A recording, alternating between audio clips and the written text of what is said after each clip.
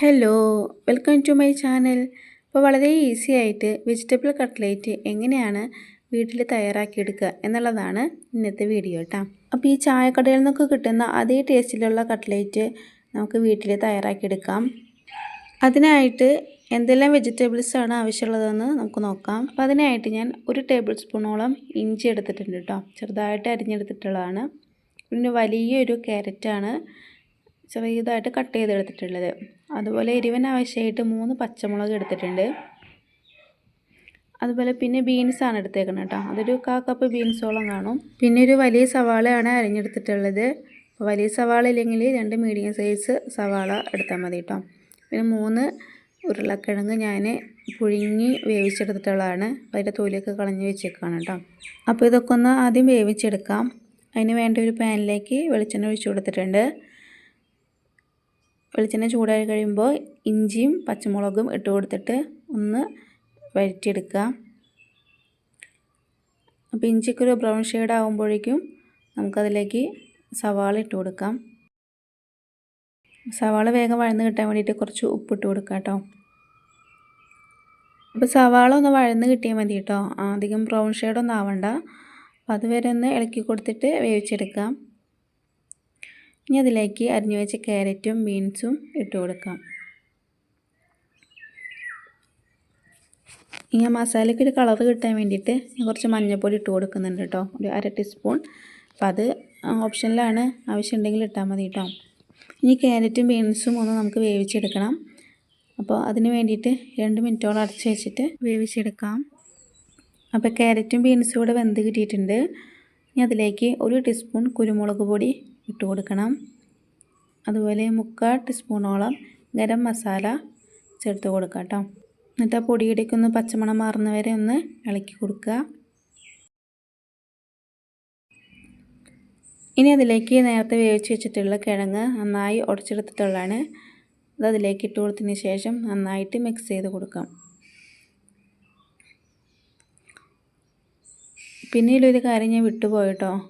അപ്പോൾ നമ്മൾ ആ കുരുമുളക് പൊടി കിട്ടുന്ന സമയത്ത് കുറച്ച് ഉപ്പും കൂടി ഇട്ട് കൊടുക്കുക കേട്ടോ. കിഴങ്ങിലേക്കുള്ള ഈ ഉപ്പും കൂടി ഇട്ട് കൊടുക്കണേ. അപ്പോൾ അത് ഞാൻ ഇട്ട് കൊടുക്കാൻ വിട്ടുപോയി. അതിപ്പോൾ ഇട്ട് കൊടുക്കുകയാണ് കേട്ടോ. ഇനി മല്ലിയില ഉണ്ടെങ്കിൽ അതിലേക്ക് ഇട്ട് കൊടുക്കുക. അപ്പോൾ മല്ലിയില ഇടുമ്പോൾ നല്ലൊരു ഫ്ലേവർ കിട്ടും കേട്ടോ കട്ട്ലേറ്റിന്. അപ്പോൾ ഇതിപ്പോൾ ഒരു പിടുത്തം മല്ലിയിലാണ് ഞാൻ ഇട്ട് കൊടുത്തേക്കണത്. അപ്പോൾ മസാല ഇവിടെ റെഡി ആയിട്ടുണ്ട് കേട്ടോ. ഇനി എന്താ വേണ്ടതെന്ന് വെച്ചാൽ കോൺഫ്ലവറാണ് വേണ്ടത്. അപ്പോൾ പൊതുവേ നമ്മൾ കട്ട്ലേറ്റ് ഉണ്ടാക്കുമ്പോൾ എഗ് വൈറ്റിലല്ലേ ഉണ്ടാക്കിയെടുക്കുക. അങ്ങനെ ഒരു പ്രാവശ്യം ഞാൻ കട്ട്ലേറ്റ് ഉണ്ടാക്കിയ സമയത്ത് ഇവിടെ മുട്ടയരിപ്പില്ലായിരുന്നു. അപ്പോൾ അതുകൊണ്ട് ഇവിടെ കോൺഫ്ലവർ കുറച്ചിരിക്കുന്നുണ്ടായിരുന്നു. അപ്പോൾ ഞാൻ അതിൽ മിക്സ് ചെയ്തിട്ട് ഉണ്ടാക്കി നോക്കിട്ടോ. അപ്പോൾ അത് സക്സസ് ആയിട്ടുണ്ടായിരുന്നു. അപ്പോൾ അതുകൊണ്ട് ഞാൻ ഇവിടെ കോൺഫ്ലവറാണ് കേട്ടോ എടുത്തിരിക്കുന്നത്. അപ്പോൾ അതിന് വേണ്ടിയിട്ട് 1/2 കപ്പ് കോൺഫ്ലവർ എടുത്തിട്ടുണ്ട് കേട്ടോ. അതിലേക്ക് കുറേശ്ശെയായിട്ട് വെള്ളം ഒഴിച്ച് കൊടുക്കുക. എന്നിട്ട് അധികം കട്ടിയൊന്നും ആവാൻ പാടില്ല. ഇതൊരു പാലിൻ്റെയൊക്കെ ഒരു കൺസിസ്റ്റൻസിയിൽ വേണം കിട്ടാൻ വേണ്ടിയിട്ട് കേട്ടോ. അപ്പോൾ അതുവരെ ഇങ്ങനെ കുറേശ്ശെ വെള്ളം ഒഴിച്ച് കൊടുത്തിട്ട് ഇളക്കിയെടുക്കുക. ഇനി അതിലേക്ക് ആവശ്യം ബ്രെഡ് ക്രംസ് ആണ്. അപ്പോൾ ബ്രെഡിൻ്റെ പൊടിയില്ലെങ്കിൽ നമ്മൾ റസ്കിൻ്റെ പൊടി ആയാലും മതി കേട്ടോ. അപ്പോൾ അത് ഞാൻ 3 ബ്രെഡ് ഒന്ന് പൊടിച്ചെടുത്തിട്ടുണ്ട്. ഇനി മസാലയൊക്കെ ഒന്ന് ഷേപ്പാക്കി എടുക്കണം. അപ്പോൾ ഈ ഉടയാതെ കിടക്കുന്ന കിഴങ്ങൊക്കെ ഒന്ന് കൈകൊണ്ട് തന്നെ ഉടച്ചു കൊടുക്കാം കേട്ടോ. എന്നിട്ട് അത് കട്ട്ലേറ്റിൻ്റെ ഒരു രീതിയിൽ ഒന്ന് ഷേപ്പാക്കി എടുക്കുക. അപ്പോൾ ഇത് കയ്യിൽ വെച്ചിട്ട് ജസ്റ്റ് ഷേപ്പാക്കി എടുക്കാം. അല്ലെങ്കിൽ കട്ട്ലേറ്റിൻ്റെ ആ ഒരു ഷേപ്പ് കിട്ടാൻ വേണ്ടിയിട്ട് ഞാൻ ചെയ്യുന്നത് എന്താണെന്ന് വെച്ചാൽ ഇതുപോലൊരു പാത്രത്തിൻ്റെ അടപ്പെടുക്കുക. എന്നിട്ട് അതിലേക്ക് ഈ ഒരു മസാല ഫില്ല് ചെയ്യുക. എന്നിട്ട് ജസ്റ്റ് ഒന്ന് ഈ ഒരു പാത്രത്തിലേക്ക് ഇങ്ങനെ തട്ടിക്കൊടുത്താൽ കറക്റ്റ് ഒരു ഷേപ്പിലായിട്ട് നമുക്ക് കിട്ടും കേട്ടോ. കണ്ടോ, ഇതുപോലെ അധികം പണിയൊന്നുമില്ല. അപ്പോൾ ഇതുപോലെ എല്ലാം ചെയ്തെടുത്തിട്ടുണ്ട്. അപ്പോൾ ഒരു 6 കട്ട്ലേറ്റാണ് കേട്ടോ ഉണ്ടാക്കിയെടുക്കുന്നത്. അപ്പോൾ എണ്ണ ചൂടായി വന്നിട്ടുണ്ട്. അപ്പോൾ ഞാനിത് സൺഫ്ലവർ ഓയിലാണ് കേട്ടോ ഉണ്ടാക്കിയെടുക്കുന്നത്. ഇനി അത് ഓരോന്നെടുത്ത് കോൺഫ്ലവറിൽ മുക്കി കൊടുത്തതിന് ശേഷം ബ്രെഡ് ക്രംസിലൊന്ന് പൊതിഞ്ഞെടുക്കുക. എന്നിട്ട് ഓയിലേക്ക് ഇട്ട് കൊടുത്തിട്ട് വേവിച്ചെടുക്കുക കേട്ടോ.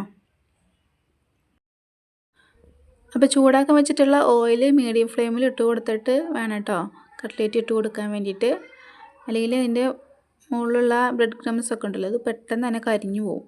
അപ്പോൾ ഇത് മീഡിയം ഫ്ലെയിമിൽ ഇട്ട് കൊടുത്തിട്ട് വേണം അത് വേവിച്ചെടുക്കാൻ വേണ്ടിയിട്ട്. അപ്പോൾ ഓരോന്നായിട്ട് ഇട്ട് കൊടുത്തിട്ട് ഒരു ഭാഗം വെന്തതിന് ശേഷം തിരിച്ചിട്ട് കൊടുക്കുക. അങ്ങനെ ഓരോന്ന് ഇതുപോലെ തന്നെ ഇട്ട് കൊടുത്തിട്ട് വേവിച്ചെടുക്കുക. അപ്പോൾ അടിപൊളി ടേസ്റ്റ് ആയിട്ടുള്ള വെജിറ്റബിൾ കട്ട്ലേറ്റ് ഇവിടെ റെഡി ആയിട്ടുണ്ട് കേട്ടോ. അപ്പോൾ നമുക്ക് ചായക്കടയിൽ നിന്നൊക്കെ കിട്ടില്ലേ, ആ ഒരു ടേസ്റ്റിൽ തന്നെയാണ് ഈ ഒരു കട്ട്ലേറ്റിൻ്റെ ടേസ്റ്റ് കേട്ടോ. അപ്പോൾ എല്ലാവരും ഒന്ന് ട്രൈ ചെയ്ത് നോക്കിയിട്ട് ഫീഡ്ബാക്ക് അറിയിക്കുക. അപ്പോൾ അടുത്ത നല്ലൊരു വീഡിയോ ആയിട്ട് വീണ്ടും കാണുന്നവരെ ബൈ.